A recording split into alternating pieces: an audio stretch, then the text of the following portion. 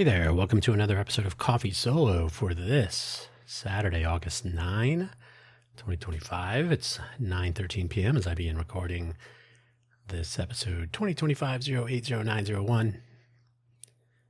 For those who have not heard some of the earlier episodes, I went with a pretty normal serial number for DNS records, which is 4 digits of year, 2 digits of month, 2 digits of day, and then a two-digit extender.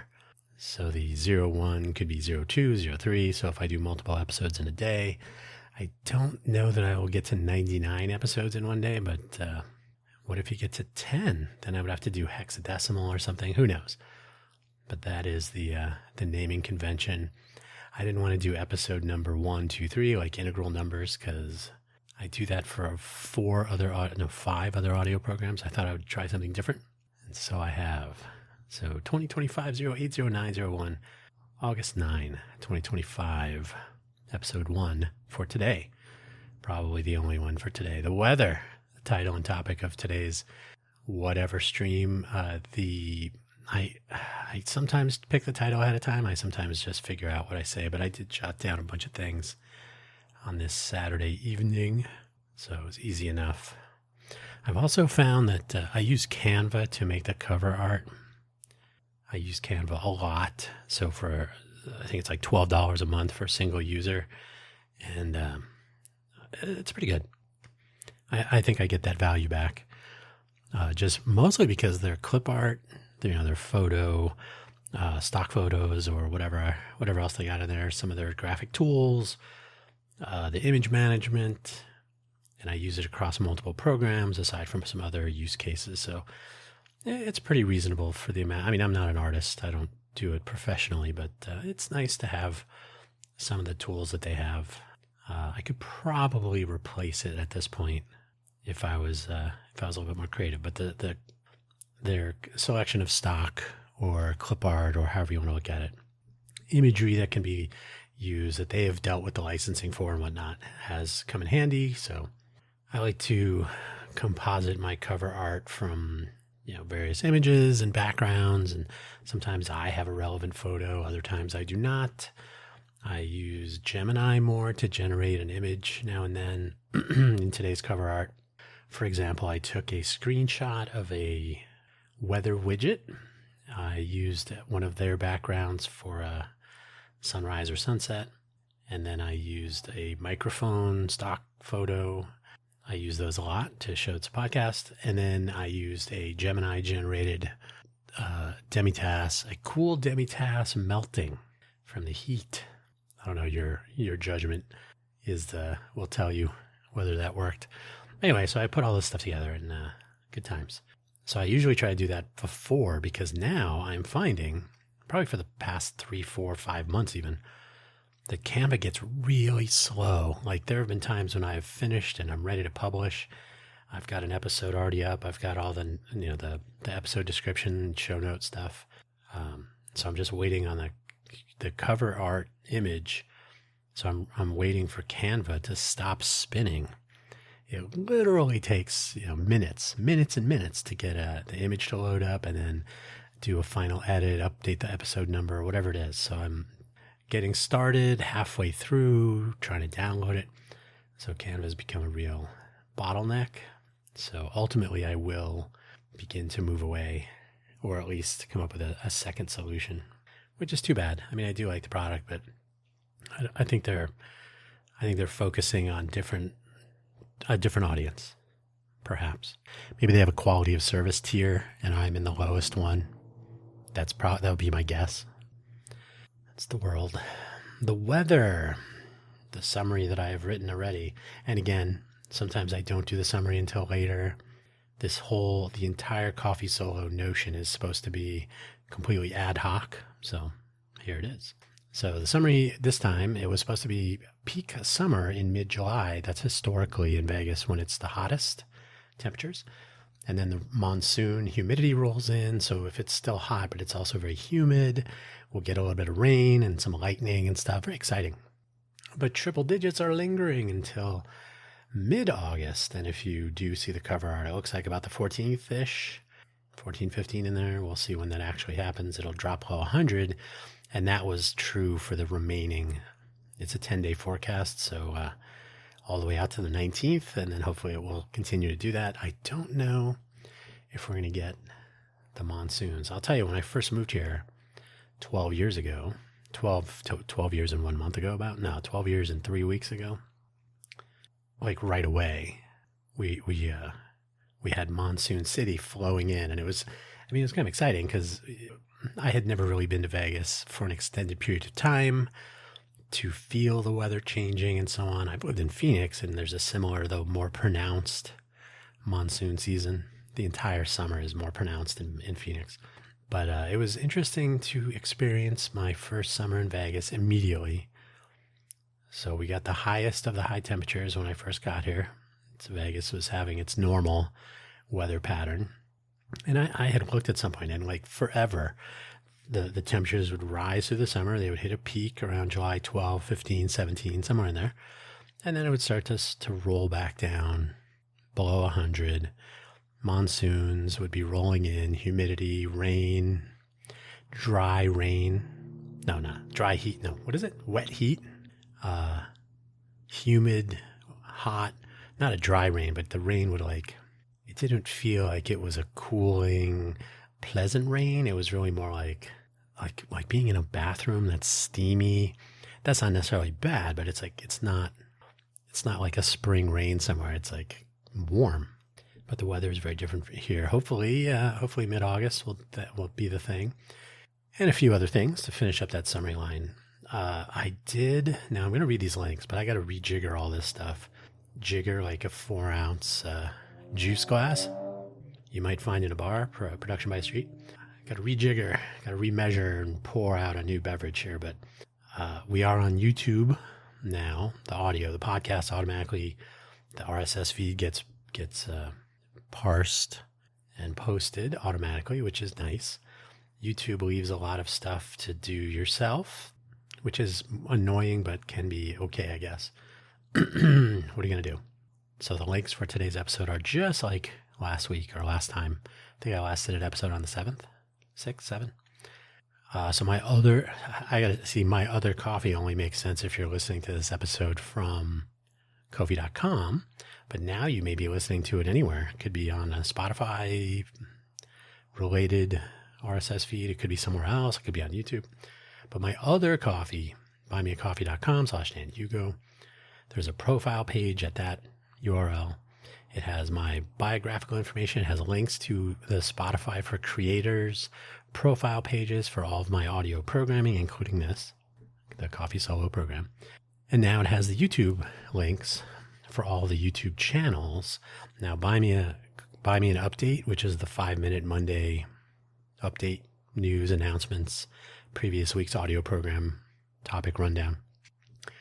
So that and Coffee Solo, this program, appear as podcasts on my personal @Dan Hugo YouTube channel, because I figured, these are like personal ramblings. So I just wanted to experiment with that too. So those are just attached to my name @Dan Hugo on YouTube.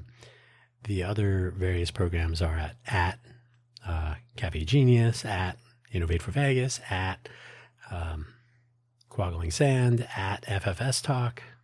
So there you go. So all those links are now on the buymeacoffee.com/Dan Hugo profile page, as well as affiliate links to my favorite coffee beans and a few other affiliate links. If you are interested in supporting the show, you don't have to spend any money otherwise.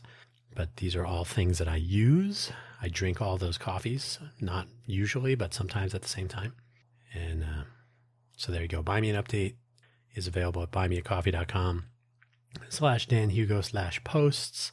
So I posted there first, but after they, after they disabled it was their bug, but they disabled uploading audio.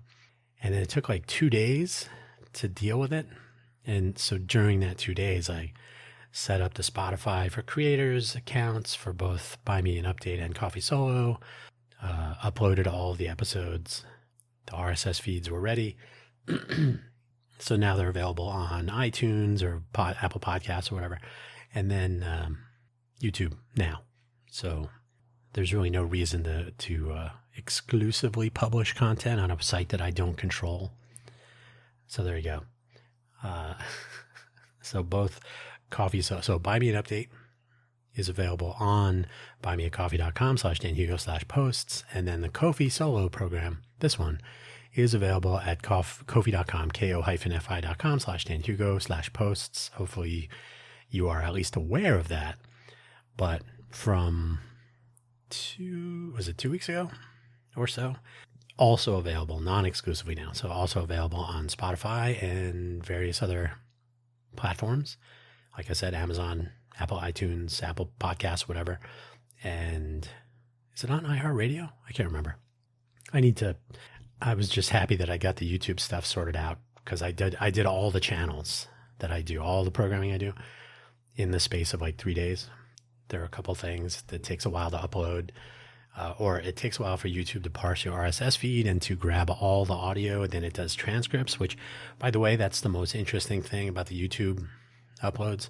I know tons of people use YouTube to listen to podcasts, or nowadays podcasts really imply video, but there's a huge podcast audience, so hopefully people will find that convenient.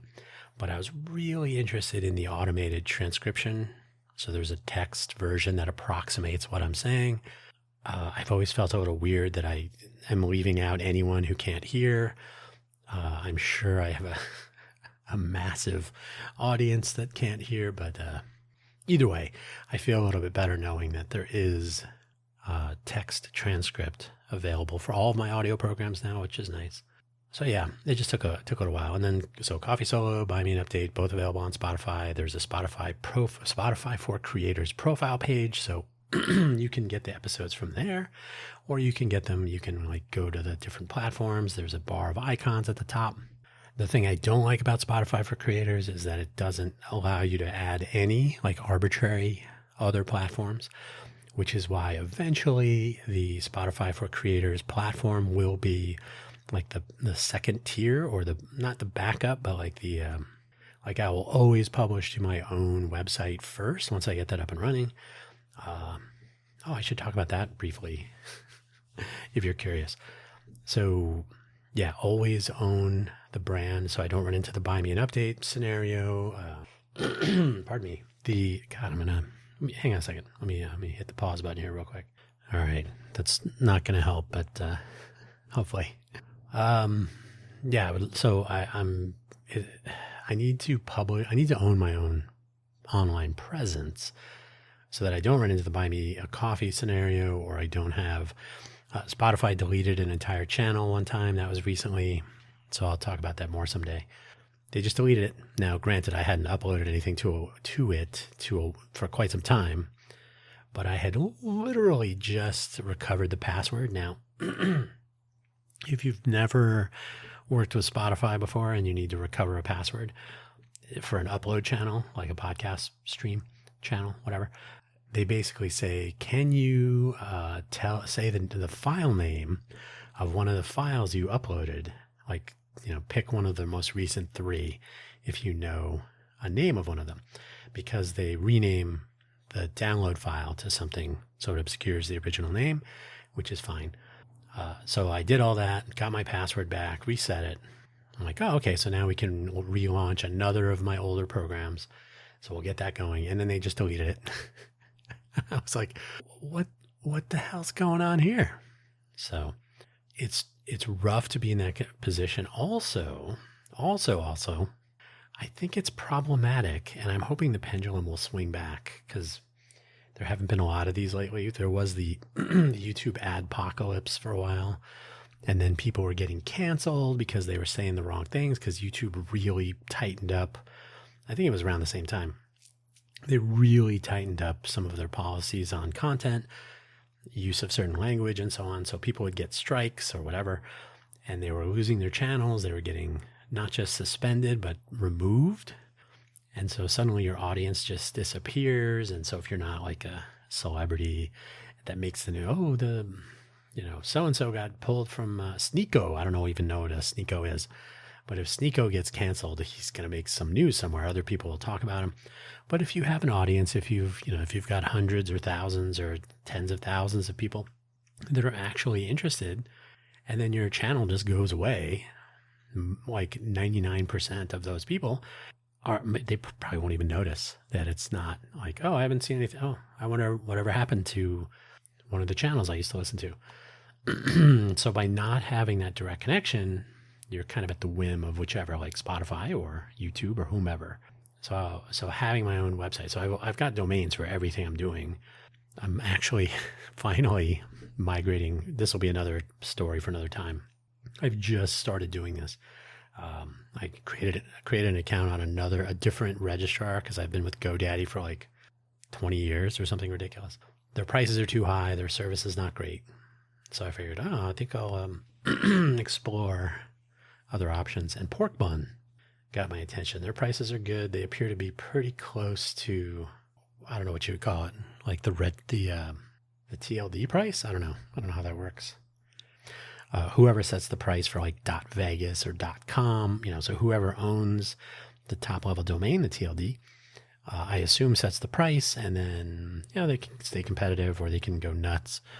So on GoDaddy, a .vegas domain name, like I own in Las Vegas for one of my startup endeavors. So in-los.vegas, the .vegas domain name costs $30 to register. That's a discount. That's a GoDaddy discount. And then when you renew it, it was $70, and then it became $80. So I moved. There's a couple of .vegas domains in my purview. So I moved the first one over to Pork Bun 3 days ago for $40 for a year, right? So you renew during the transfer for a year. I'm like, well, that's better than $80. So Pork Bun's prices are general. And this is not an ad for Pork Bun. I'm just saying that my reasoning is they have a supported API rather than GoDaddy, which is like, oh yeah, we have an API, but we're just not going to help you with it in the slightest, and it may not work. That's ridiculous. Because if I ever want to automate anything, I'm on my own. So Pork Bun support has been helpful so far, and everything has worked smoothly. So I'm sorry to transfer domains over. But anyway, so I have domains for everything. I just have to get to that part of my to-do list. Anyway, let's, what am I on? I did the weather. The weather is hot for a bit longer. So yeah, I think it's at the 14th. Fingers crossed. So tourism, this is something hopefully you've heard of wherever you are. Tourism is, believe it or not, is not the like make or break element or component of the economy that it could be, that it seems like it would be, but it is certainly, no one is happy that there's been a drop in visitors. There are enough other industries that are up and coming. There's still business happening, so it's not 100% tourism, but it is. Everybody knows that the numbers are down by like, let's just call it 10%. It's plus or minus. And I personally am I'm not going to watch the numbers until September, October, maybe. There's a whole organization called the LVCVA, the Las Vegas Convention and Visitors Authority. I'll give you 2 guesses what they keep track of. They publish a monthly report from the previous month, and the numbers are down from last year, same time.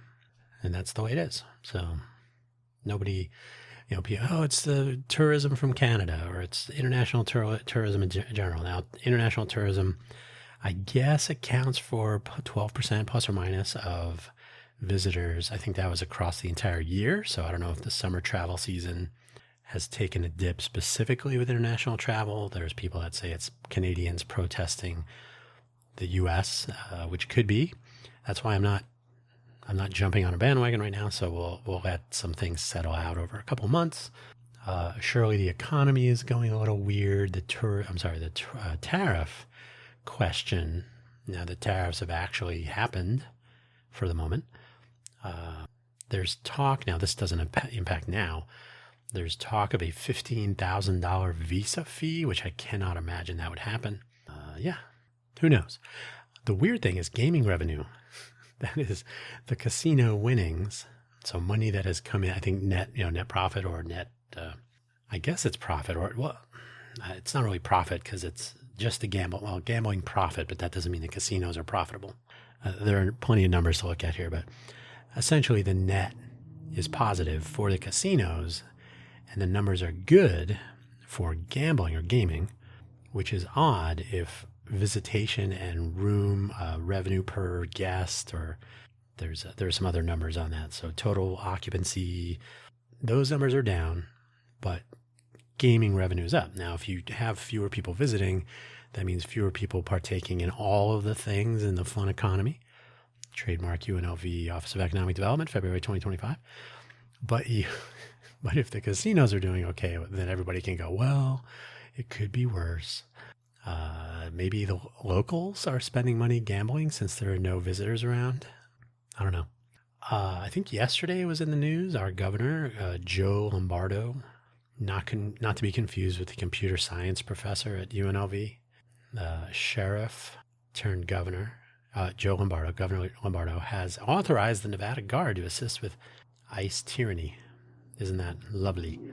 It's unfortunate, but not surprising. I think Nevada was labeled a sanctuary state, which Joe Lombardo immediately clapped back on. It's going to be a tricky time. I can't comment on this because I really have no idea, but I'm going to assume that some of I think I may have mentioned this the other day too. I think it's the total strip employee number, like people that just work in the hospitality / service / gaming elements of the strip. Number something like 157,000. I could be wrong. Where I saw this, they were comparing it to either 2 years ago or pre-pandemic, when it may have been pre-pandemic, when it was more like 218,000. So there's been a general reduction in employment. Nevada does, of course, have either the highest unemployment rate or the top 5, certainly, but it might be the highest right now. So that is what it is. The production by street. Of course, the interesting thing, because ICE has been visiting Home Depot and other places where immigrant people get work, which you would think would be okay. They're part of our economy. They're part of making the wheels turn. But whatever. It is what it is. I don't have to be happy about it. But you would think that they would be wandering up and down the strip, picking people, like pulling people out of off poker tables? I don't know, from behind. Are they dealing? Are they?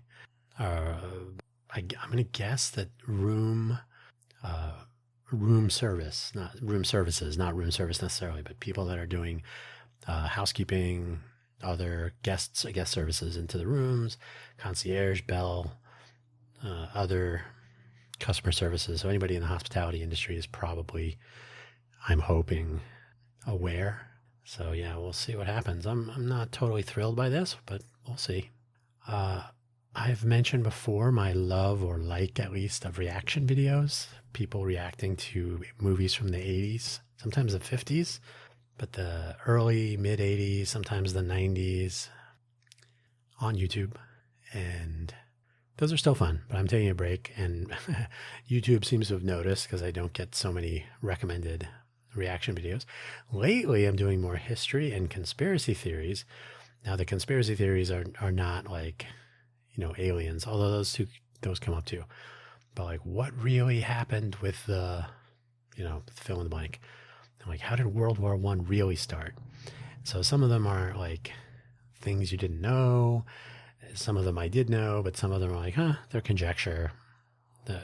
Some theories, but they're not too ridiculous. They're interesting. What really happened to Ramses? This is where Simon Whistler becomes well known. You can have 25 Simon Whistler videos about all kinds of things. I don't know if you don't know who Simon Whistler is, look him up. He is an interesting YouTube personality. He's fun. He's an interesting character.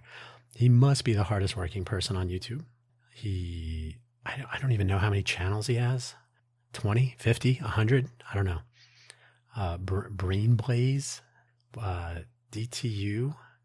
There are many. I can't even think of them all. I don't even know what the channel is when I see it. And I'm like, oh, okay. What's What's he talking about today? It could be anything. The production is interesting, the way they do it. They have the writers, and then he doesn't read the script ahead of time for DTU anyway. Yeah, interesting. But so he has some good stuff about questionable topics. So that is to say, some of the topics are not. That's the whole. What does DTU stand for? This is annoying. I should know this. Simon Whistler. DTU. If I could find the T, there it is. 12 hours of DTU. Everybody abbreviates DTU. DTU. Decoding the unknown. Why did I not know that? Decoding the unknown. So sometimes, by design, sometimes the explanations are supposed to be a little bit off. So they're kind of like, well, that's not really believable, but okay. Totally interesting. But also, so now that I've been watching those a little bit more, and these I don't pour over. They tend to be 1 hour plus. Reaction videos tend to be 30, 40, 45 minutes. So I can kind of watch. I especially watch the ending to get the conclusion of the reaction, like the denouement and final conclusion. But but conspiracy stuff, that I can just leave that playing. So it's not a big deal. But I will tell you, now that I have a bunch of those racked up, all wall to wall, Simon Whistler or Candace Owens. And Candace Owens is nuts. And I don't mean what she talks about. I mean, she is nuts. She is nuts. She's a great successor to Alex Jones, perhaps. But I mean, the earnestness with which she presents some of the things that she talks about. And who knows? She could be true. Maybe they are doing whatever the equivalent of is the freaking frogs thing. Maybe she'll be vindicated. Everything she said was right. But yipes. So I've been seeing a lot of Candace Owens lately. And then again, I cannot possibly be giving her my rapt attention for like an hour, however long she goes on. The crazy thing, and this is true of Alex Jones also, I honestly cannot believe how much money there is to be made in this, such that they have production staff, they have a team, they have good production quality. So they have lights and cameras and microphones, and they have all the equipment.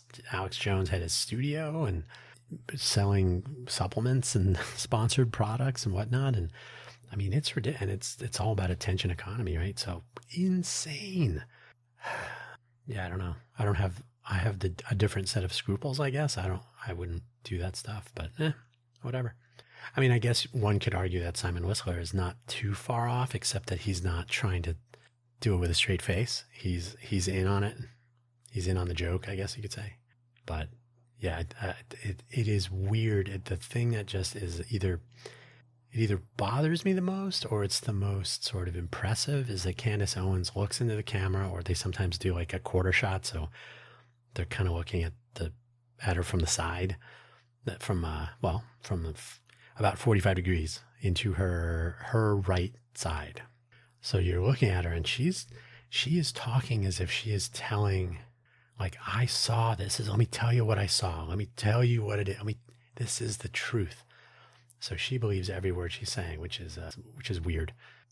And the other thing that's a little odd, where Alex Jones is telling these stories as though he wants to sound authoritative. So he's got his voice, which I'm not even going to try to do. And he's got his mannerisms, and it's all an act, if you believe his court presentation. It's just an actor, just doing an act, doing a bit. Candace Owens probably similarly, but she is always like, okay, you guys, let me tell you, this is the story. Let me tell you what happened. So it's definitely got like a Mean Girls. I don't know, something that reminds me of high school. So maybe that's the appeal. Not sure. I don't even know what her demographic is. So also on YouTube, I watch one. I've seen many, and occasionally I'll watch someone doing hey, here's a new whatever that opened, or hey, we check out the latest in the new room remodel at whatever. So every once in a while I'll catch whoever. I am kind of a fan of Norma, but Norma gets a little tired. It's like the same thing over and over again. But I do watch one Vegas streamer on the regular, not 100%. but, a couple times a week or so, several times a month. How about that? Stephen, I don't know if it's Stephen Campbell. Stephen on Not Leaving Las Vegas, a divisive character to be sure. I do not agree with most of his views. Pardon me, by the way. I do not agree with most of his views on a variety of things. Several, especially, he stays away from politics, which is always a good idea. Pub rules should be the rules. So he doesn't get into politics. He gets into too much politics, though, even by the no politics standard. And he also gets into religion too much, which is, again, against the pub rules, but whatever. But he wanders around the Strip and he used to work on the Strip. He's lived here for 10 years longer than I have.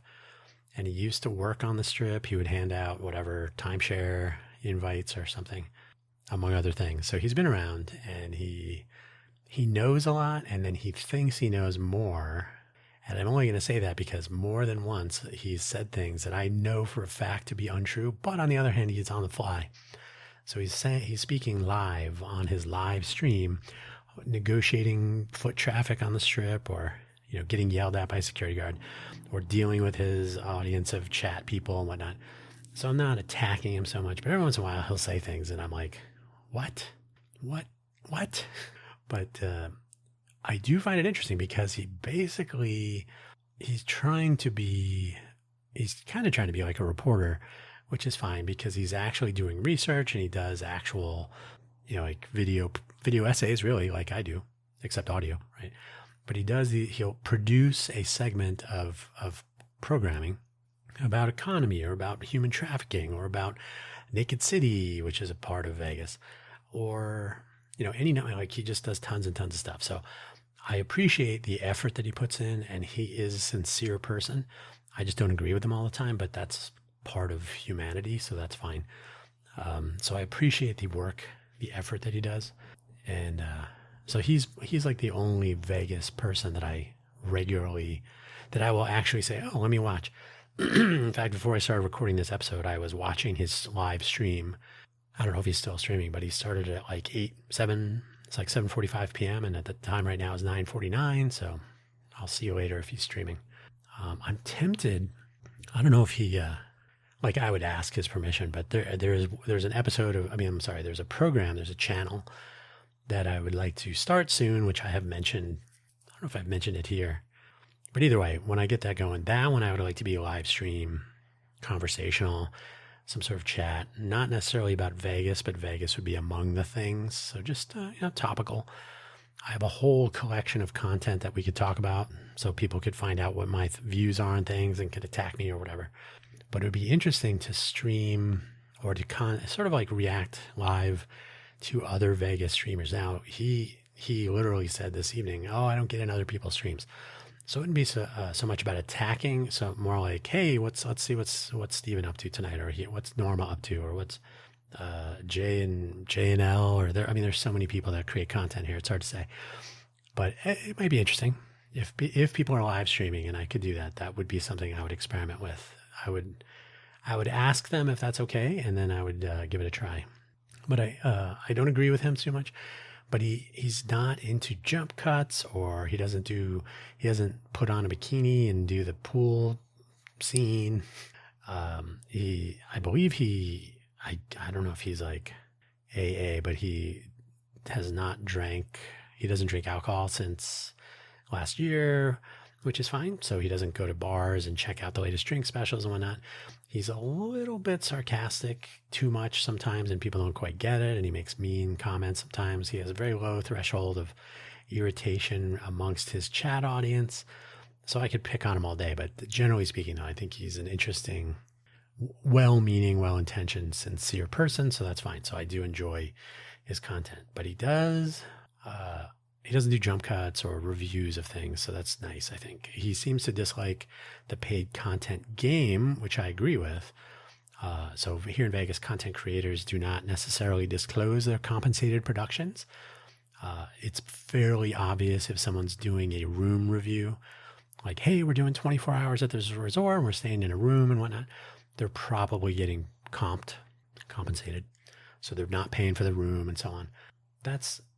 It's fairly obvious, but it would be nice if that was always disclosed. Hey, we're checking out these 5 restaurants. Are you paying for those 5 restaurants, or are they paying you? And I will tell you, most of the time, if you have an audience here, you will be paid. So you will be acting as an influencer, paid influencer, to try to drive physical traffic to a restaurant, for example. So it's kind of disingenuous that people don't mention that they're supposed to. So I kind of appreciate that he calls that out, and he doesn't take paid placement. He doesn't take comped this or that. So that's good. I can appreciate that. Finally, not finally for the program, but finally I have returned to the streets. I've been walking my half circuit. I checked. It's 1.67 miles. I mean, 1.6 miles. Could be a little bit over, depending on which, where I end. If I end and then hit the stop button when I get on the elevator, if I walk all the way through my door, whatever it is. So we'll call it 1.6 miles. Normally it's closer to 3, so about half. So I'm continuing to get out and walk at long last. It's been a little weird. I'm initially, now this has improved vastly just in a week. It's a little weird to be uncoordinated while you're walking. So yeah, now it's weird because I had been walking with a cane, and then the last, 3 weeks without a cane. So it's not like I was not moving, but I've been trying to return to a normal gait. So that's my walking stride and pace and so on. And so it's been weird. It's, you just feel wobbly. You feel like, I don't know. I felt out of sync.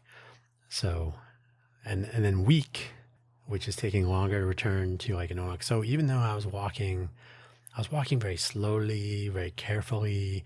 With the cane, of course, that was even worse, but I've not been, limping a little bit now and then. So the past couple of weeks, I'm returning to that normal gait, but I'm not used to it. It was only 2 months. So when I'm walking, I get a little bit tired. I can feel like sore muscle feelings in my right lower leg. And then my knee is also bothering me because that's how that works. And then compensating a little bit, there's some hip, I'm not going to say pain, but it just feels like fatigued sooner.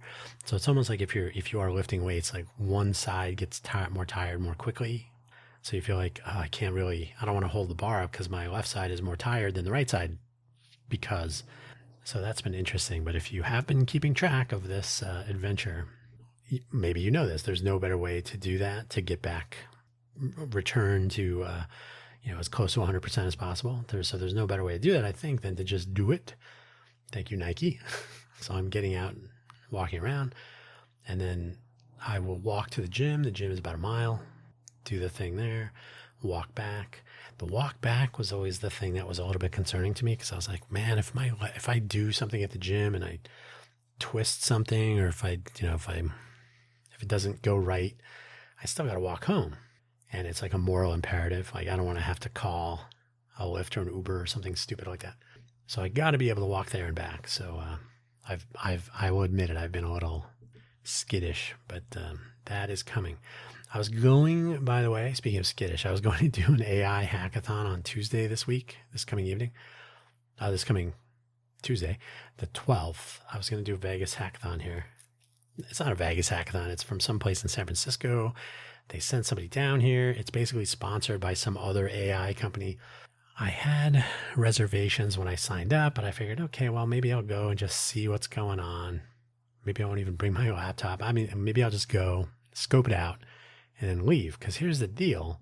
When I was working with Intel, we did hackathons all the time. I would travel to other cities and other countries or states and work at hackathons on behalf of Intel. I would help people with their projects as a mentor. I would stay awake for 50 hours, give or take. And it was fun. But that's a hackathon to me. Part of the challenge of a hackathon is that ticking clock, but there's also the camaraderie, the collaboration.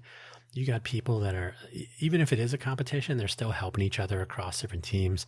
So it really turns into like a social learning scenario, which I think can be highly valuable, especially if the people at the hackathon engage with each other elsewhere. Otherwise, like they didn't fly in for the hackathon like I did. Maybe they all go to the same school, or they're all in college, same school, or they're all in from the same city or something like this. So Or they make new connections, which is nice too. So normally you're in a window of collaboration that's lasting to 48 hours or so, give or take. So here, the hackathon itself, there's a kickoff introduction type thing at some time in the afternoon. I think it's like 3 in the afternoon. The hackathon itself starts at like 5, continues until 6:30. There are demos and some sort of prizes or something, and it's done by 9. So I'm like, this is a workshop. This is like a half day workshop. And the hackathon itself is only 90 minutes. So to me, this is not even, because I got to be honest, where they are having it, which is at the Town and Country, Town Center Mall, down by the airport. So that's like, I'm going to say it's about 60 minutes to get down there on the bus. I think it's about 60. I haven't been down there in a long time.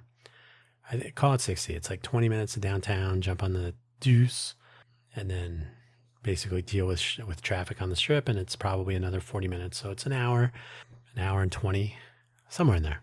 So we're looking at 2.5 hours of travel for a 1.5 hour hackathon, which is surrounded by fluff on either side of it. So I'm like, do I even want to deal with that? Probably not. So I think I'm going to bail on that. I could spend that time at home working on my own projects because, oh man, do I have tons of work to do that I've just got to get caught up on it. Even as I was mentioning at the top of this episode, I have websites to deploy and so on they just haven't been on my to-do list on the first page. So they have been relegated to later. So the 90-minute hackathon, I could do it myself. Why go down and do that? Screw it. So I'm pulling that plan. I'm pulling out. There was also some other city stuff.